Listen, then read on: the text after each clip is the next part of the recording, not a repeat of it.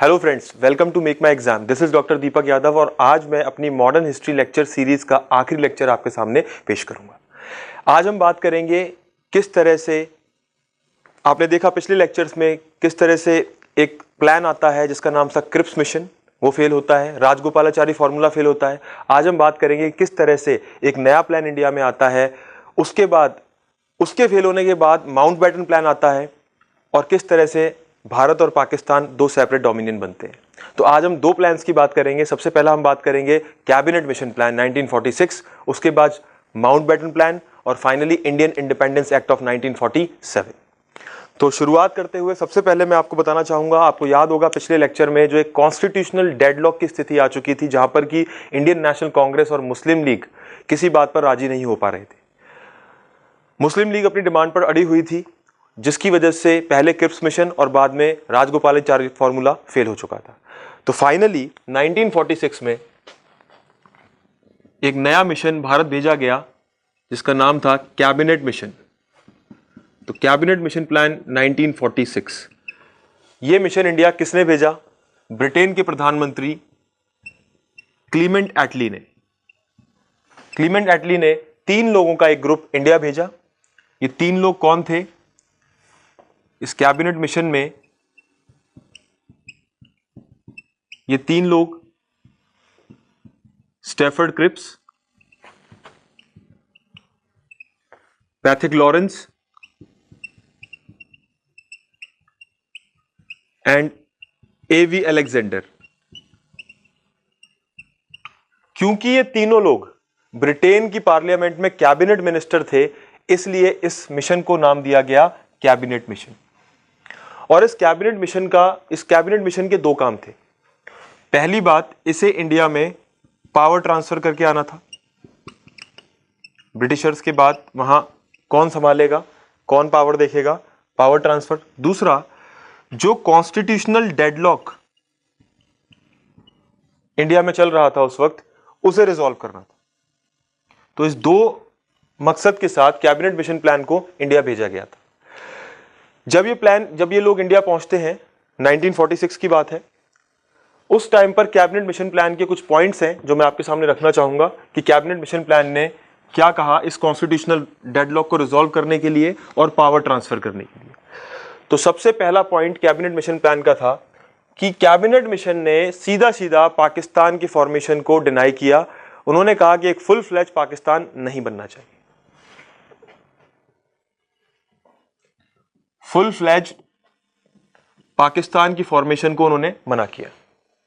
दूसरी चीज, इस प्लान में कहा गया कि जो ज्योग्राफिकली सिमिलर एरियाज हैं उनको अलग अलग ग्रुप्स में बांट दो, यानी कि इंडिया में कर दो ग्रुपिंग। स्टेट्स को कैसे बांटो? 3 ग्रुप्स बना दो, ए, बी और सी। और जो ज्योग्राफिकली जो एक जैसे इलाके हैं, एक जैसे प्रोविंसेस हैं, उन्हें एक ग्रुप में डालो। जैसे ग्रुप ए में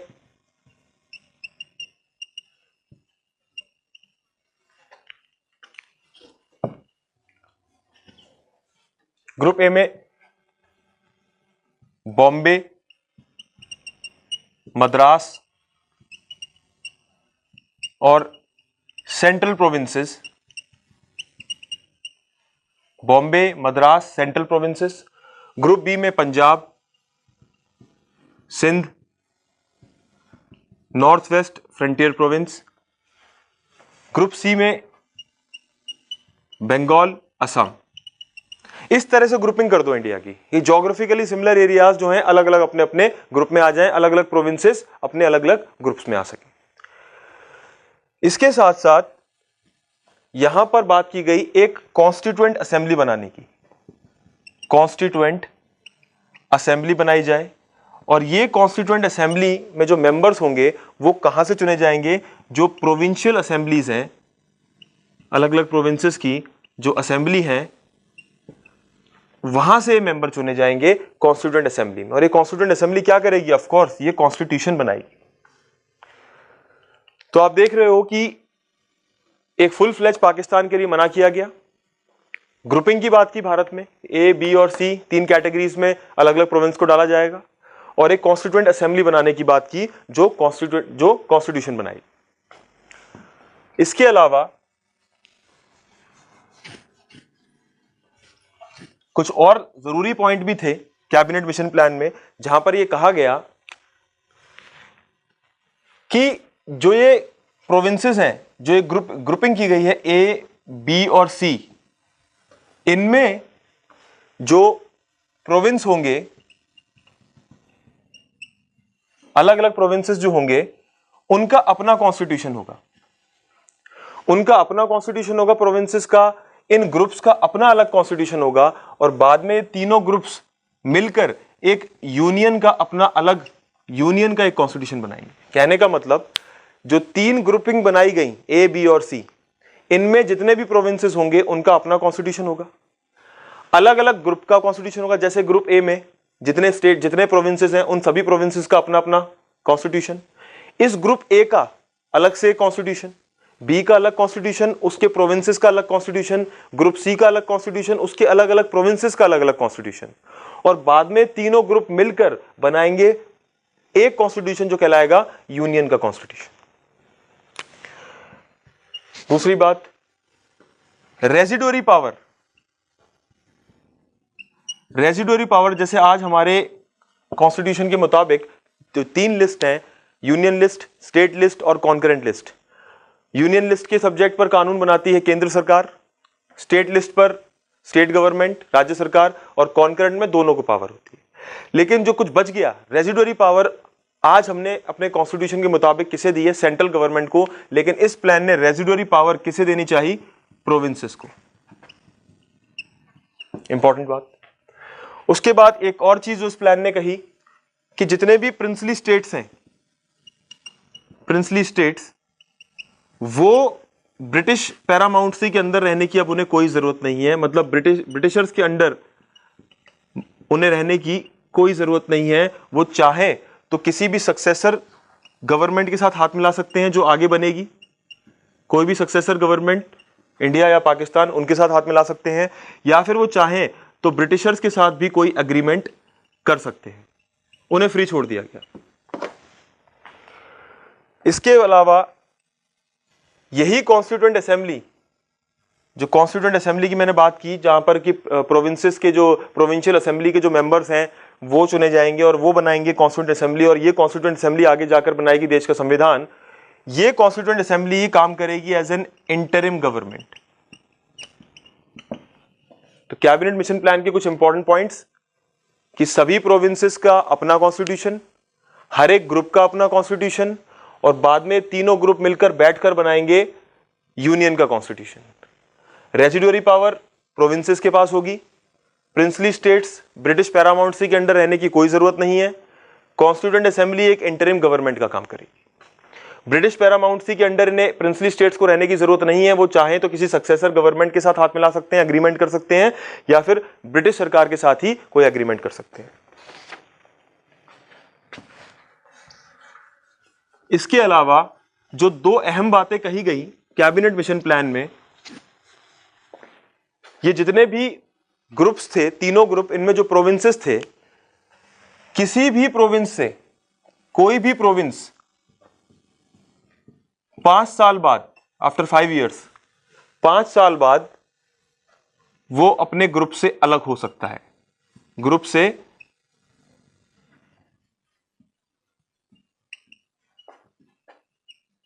अपने ग्रुप से अलग हो सकता है, और ये 5 साल बाद, और 10 साल बाद आप चाहो तो अपने ग्रुप या यूनियन के कॉन्स्टिट्यूशन को चेंज करने की मांग कर सकते हो। यहां पर यह बात समझने वाली है कि 5 साल बाद कोई भी प्रोविंस अपने ग्रुप से अलग हो सकता है, और 10 साल बाद कोई भी ग्रुप या यूनियन, कोई भी प्रोविंस ग्रुप या यूनियन के कॉन्स्टिट्यूशन को बदलने की मांग कर सकता है। इस चीज को पूरी तरह से सपोर्ट किया मुस्लिम लीग ने।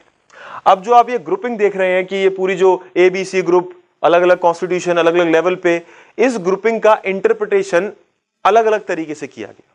For example, Indian national Congress का इंटरप्रिटेशन अलग था, मुस्लिम लीग का इंटरप्रिटेशन अलग था। मुस्लिम लीग के मुताबिक ये जो ग्रुपिंग थी दैट इज कंपल्सरी, जबकि इंडियन नेशनल कांग्रेस के मुताबिक ये ग्रुपिंग वॉज नॉट कंपल्सरी। अब मुस्लिम लीग इस ग्रुपिंग को कंपल्सरी कहने पर दबाव क्यों दे रही थी? ताकि जब चाहो अलग हो जाओ, क्योंकि मैंने आपको बताया 5 साल बाद आप अलग हो सकते हो और इन्हें सेपरेट स्टेट बनाना था, इसलिए ये ग्रुपिंग को कंपल्सरी कह रहे थे ताकि ये जब चाहें तब सेपरेट हो जाएं, अलग हो जाएं। लेकिन कांग्रेस का ऐसा मानना नहीं था। अब क्या होता है, जुलाई 1946 प्रोविंशियल असेंबली के इलेक्शन आ जाते हैं। प्रोविंशियल असेंबली इलेक्शन, ये इलेक्शन क्यों जरूरी थे? क्योंकि इसी असेंबली इलेक्शन से ही कॉन्स्टिट्यूएंट असेंबली के मेंबर चुने जाएंगे, तो इसलिए इलेक्शन बहुत जरूरी थे। लेकिन मुस्लिम लीग ने इन इलेक्शंस का किया बायकॉट कि हम इन इलेक्शन में पार्टिसिपेट नहीं करेंगे, क्योंकि उन्होंने कहा था कि ये ग्रुपिंग कंपलसरी होनी चाहिए, लेकिन इंडियन नेशनल कांग्रेस ने कहा कि कंपलसरी नहीं होगी। फाइनली ब्रिटिश सरकार ने मुस्लिम लीग की बात नहीं मानी और इस बात से नाराज होकर मुस्लिम लीग ने प्रोविंशियल असेंबली के इलेक्शंस को बायकॉट किया। इंडियन नेशनल कांग्रेस ने उसमें हिस्सा लिया और 1946 में जवाहरलाल नेहरू ने पहली इंटरिम गवर्नमेंट बनाई। तो पहली सरकार बनी इंटरिम गवर्नमेंट जवाहरलाल नेहरू।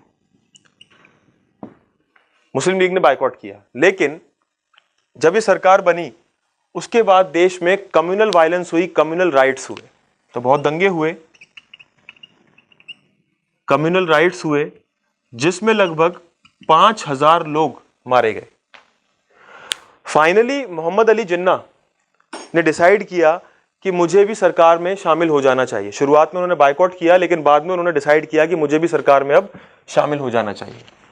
तो उसके कुछ टाइम बाद मुस्लिम लीग ने भी इंटरिम गवर्नमेंट में पार्टिसिपेट किया, लेकिन मुस्लिम लीग के पार्टिसिपेट करने से ये कॉन्स्टिट्यूशनल डेडलॉक था वो रिजॉल्व होता नहीं दिखने लगा, क्योंकि बार बार आईएनसी और मुस्लिम लीग में क्लैशेस बढ़ने लगे और लगातार बढ़ने लगे। यहीं पर एक स्टेटमेंट दिया गया क्लीमेंट एटली। क्लीमेंट एटली ने एक स्टेटमेंट दिया जिसे एटली स्टेटमेंट कहते हैं, और इसमें उन्होंने कहा, एक डेडलाइन दी फरवरी 1947 में उन्होंने स्टेटमेंट दिया और एक डेडलाइन रखी और कहा कि आपके पास वक्त है 30 जून 1948 तक का। मैं इतना टाइम आपको दे रहा हूं और इतने वक्त में आपको सरकार बनानी है, और जो सरकार बन जाएगी, जिसकी भी हो वो सरकार, मैं पावर ट्रांसफर कर दूंगा।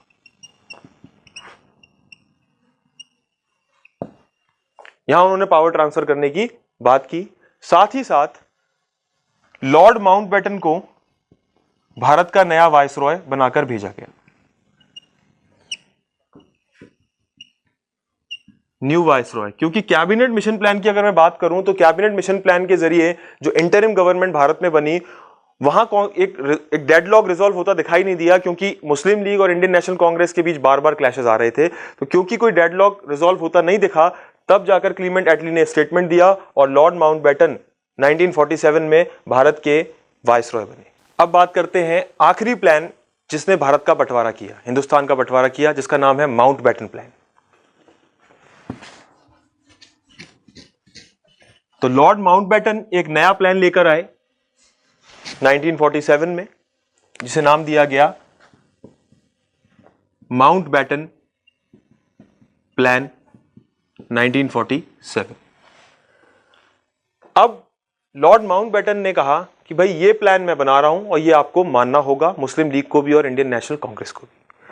सबसे पहली चीज जो इस प्लान में कही गई कि फ्रीडम जो मिलेगी आपको, आजादी जो मिलेगी, वो बिना बंटवारे के मिल ही नहीं सकती। जो आपका कॉन्स्टिट्यूशनल डेडलॉक अभी चल रहा है, जो इशू चल रहा है, मुझे नहीं लगता कि बिना पार्टीशन के आजादी मिल सकती है। तो पहली चीज तो उन्होंने क्लियर की कि आजादी मिलेगी लेकिन पार्टीशन के साथ। दूसरी चीज, पार्टीशन होगा तो 2 डोमिनियंस बनेंगे, 2 कॉन्स्टिट्यूएंट असेंबली बनेगी और उसके बाद पावर ट्रांसफर होगी।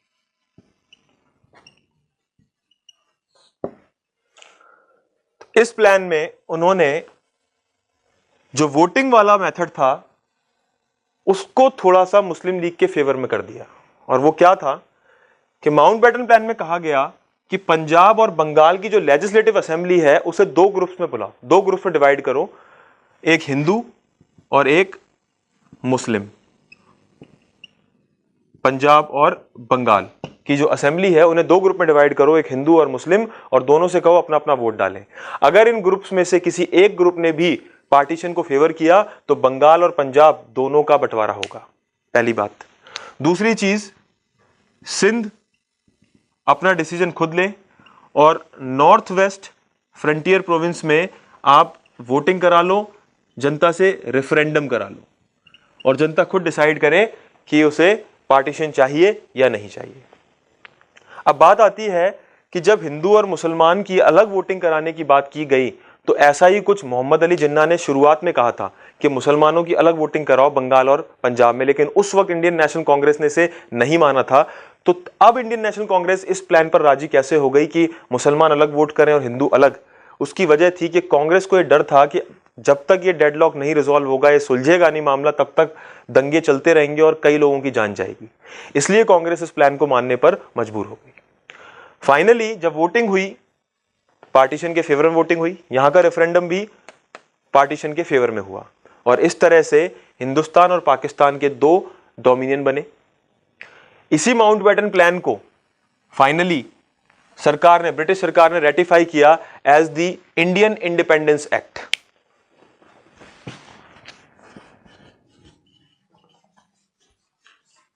तो फाइनली आखिरी टॉपिक की मैं बात करता हूं, इंडियन इंडिपेंडेंस एक्ट।